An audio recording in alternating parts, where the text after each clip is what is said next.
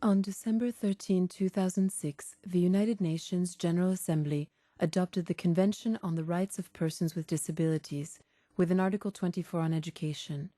The right to education is central to ensuring all other human rights. Today, there are over 650 million persons with disabilities in the world. Over 72 million children are out of school. Estimates indicate that 30 to 40% of them are children with disabilities. Most of them live in developing countries. This poses a significant development challenge for us all. Ensuring education for all will impact on our social and economic situation worldwide. We must work together to build a world for inclusion. In 1948, the Universal Declaration of Human Rights stated that everyone has a right to education. Yet today, there are too many children who are deprived of this fundamental human right. Education is empowerment and the key to building peaceful societies, and we need to work together to ensure education for all.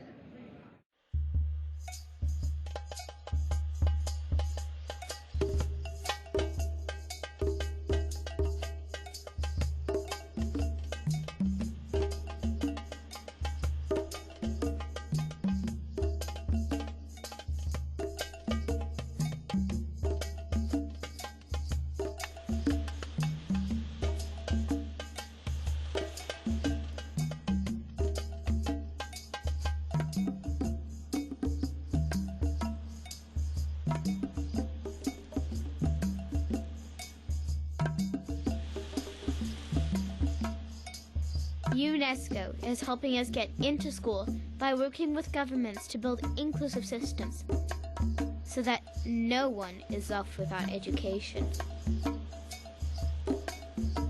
The United Nations has been working hard to help all children so that their rights become a reality.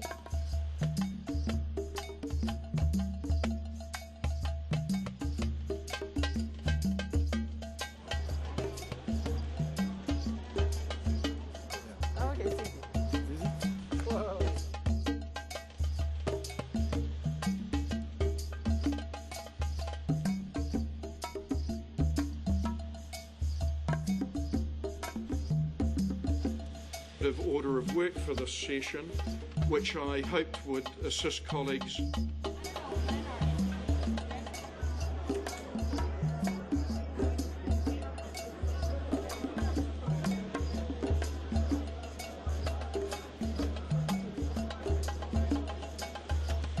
The Disability Convention will support this important goal of education for all.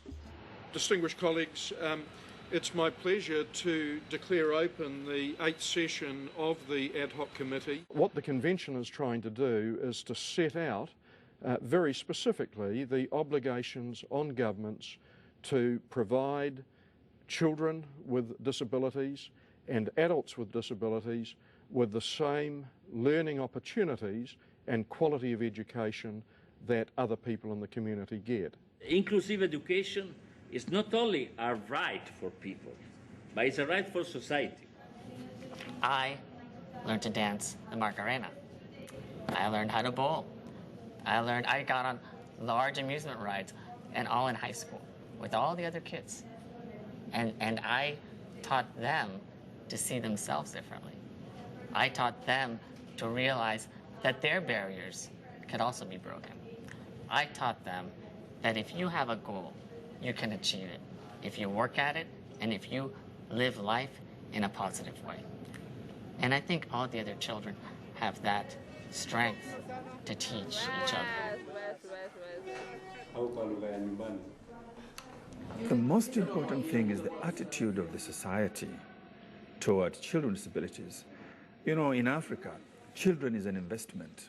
And once you see a child is disabled, then the parents and the community feel there's no investment. There's no use to invest on such a child.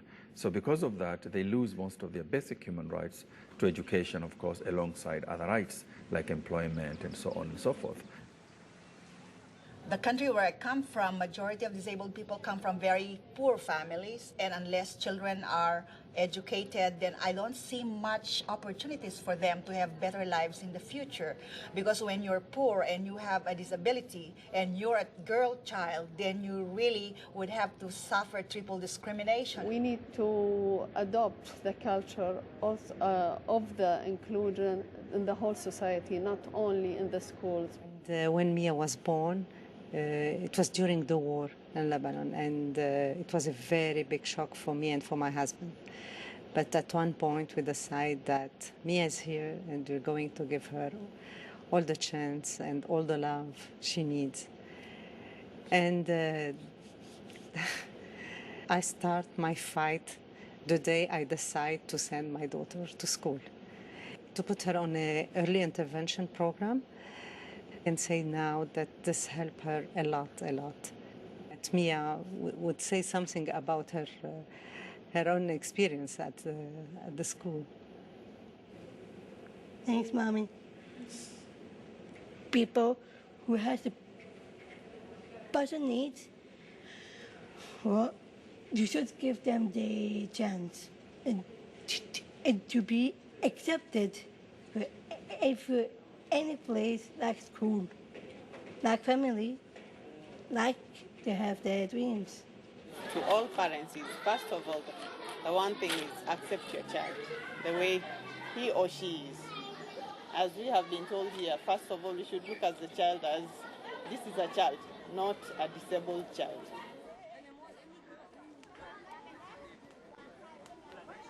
One obstacle here we have is about the parents of these children, because they don't know their rights, and they should be able to demand it and insist on it officially, so they can move the authorities to do something about that, to include their children in the class.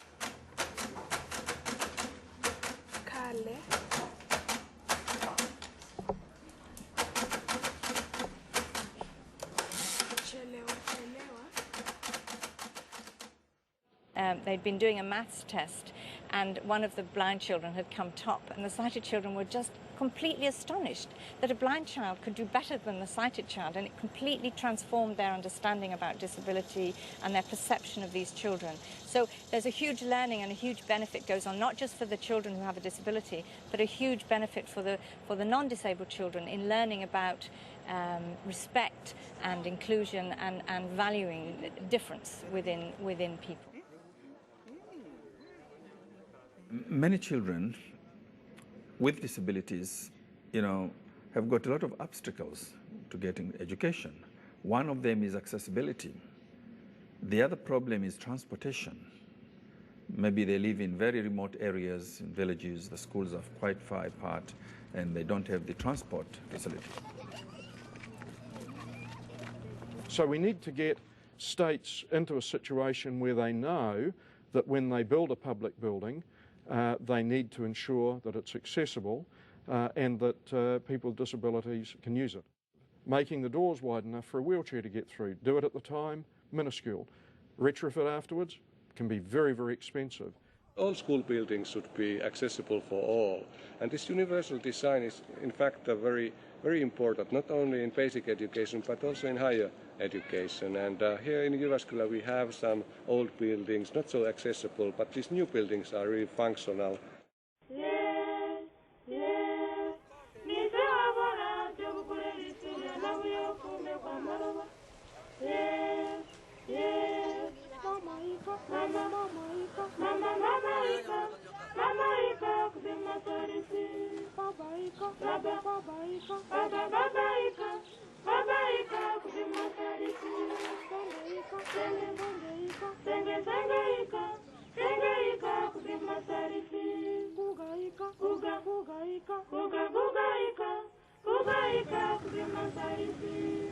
We're playing in the same team.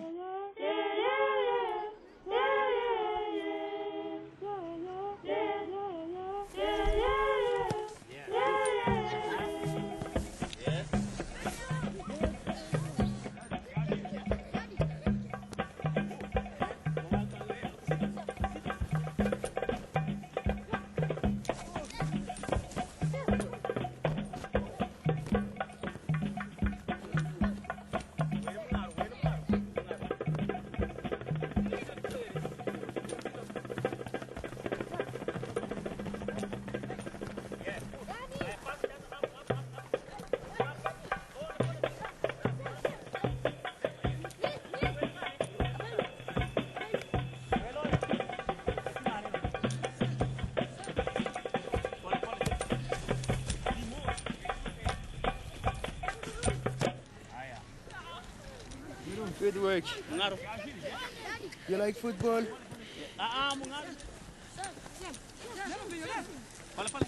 Inclusion is possible, and we should treat all children as special.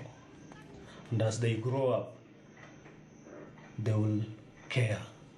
They will learn how to care for the ones with the special needs and feel they are part of the society. It's like the headmasters make a personal effort, or the school teachers make a personal effort to accept these children to the classes. It should be not personal efforts, it should be a system. Yo creo que la inclusión sí es un proceso. And I truly believe that the inclusion, it is a process. Y tiene que ver con la construcción de una nueva sociedad y por ende de una nueva forma de educar y de una nueva escuela. That has to do with the building of a total brand new society and a brand new way of teaching and a whole new system. We are working with the Ministry of Education to give education and training to the public school teachers.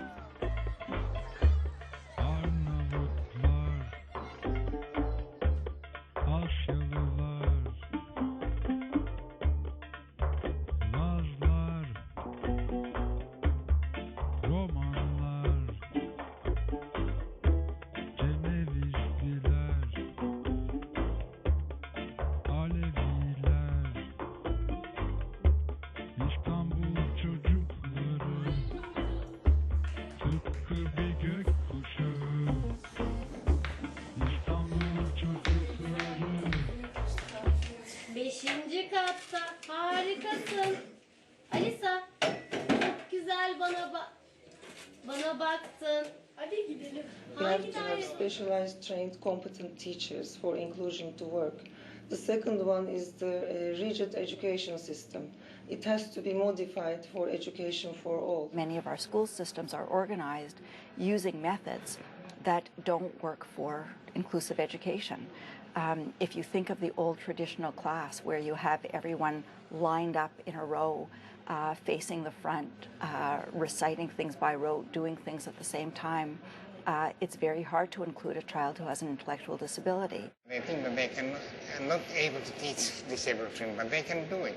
It's not more difficult to teach disabled child than normal child, so-called normal child, if there are any normal child anywhere. I think it's a good way to do it is to blind the teacher for a while, put on something on his or her eyes for one day, and ask the teacher to move about and read the books, and then how to see the world through the sight of a blind person.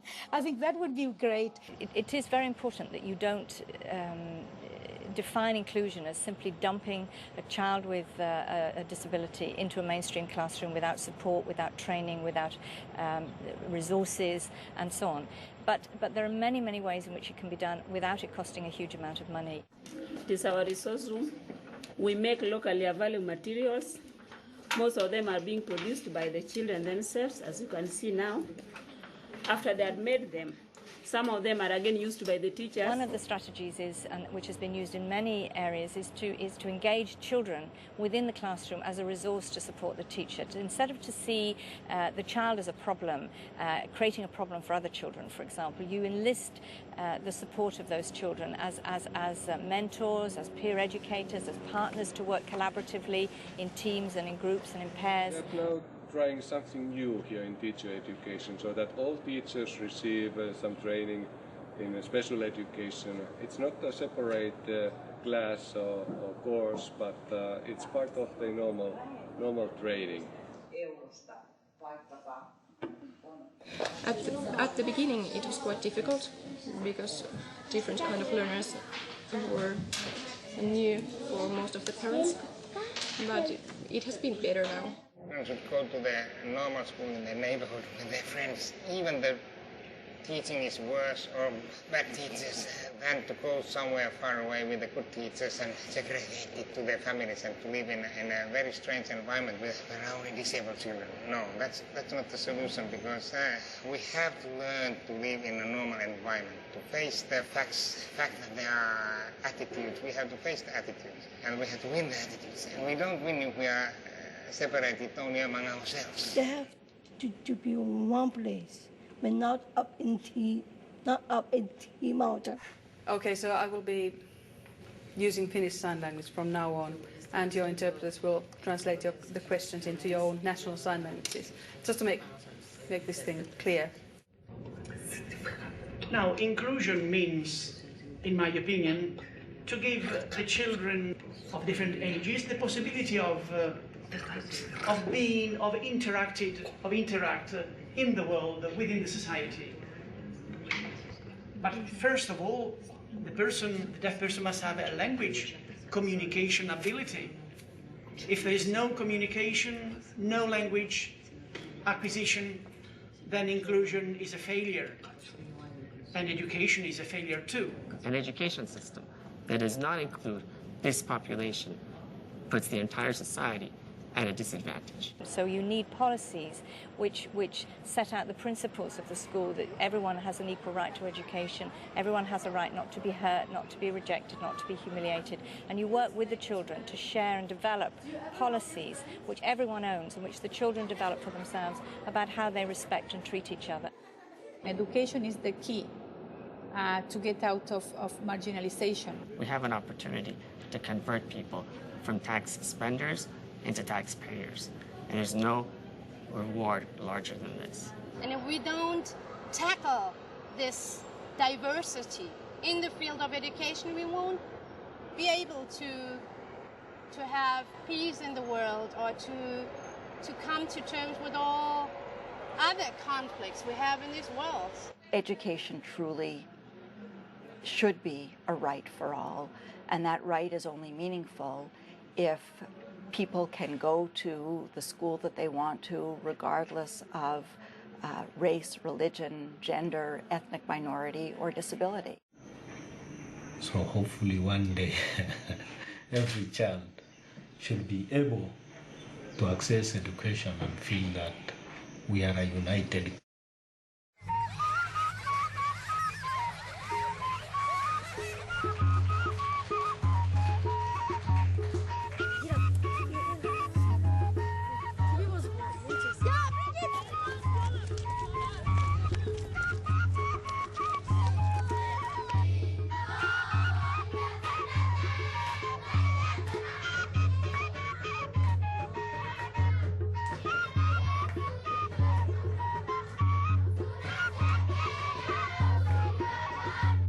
Inclusion begins with education.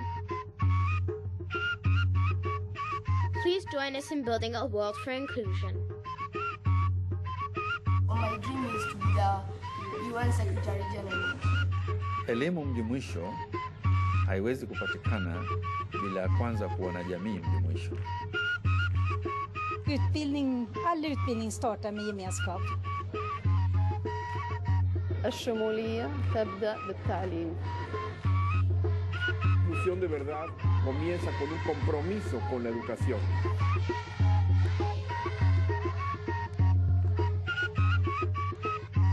Okukolera awamu kuyamba abantu bonna okutegeera.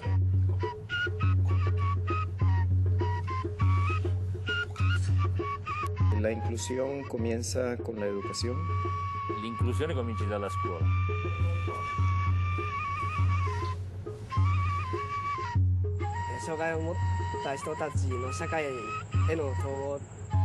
Inklusion fängt in der Schule an. Inkluusio alkaa perusopetuksesta.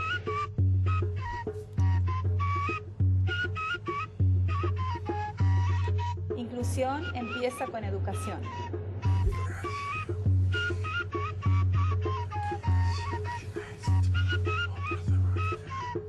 Come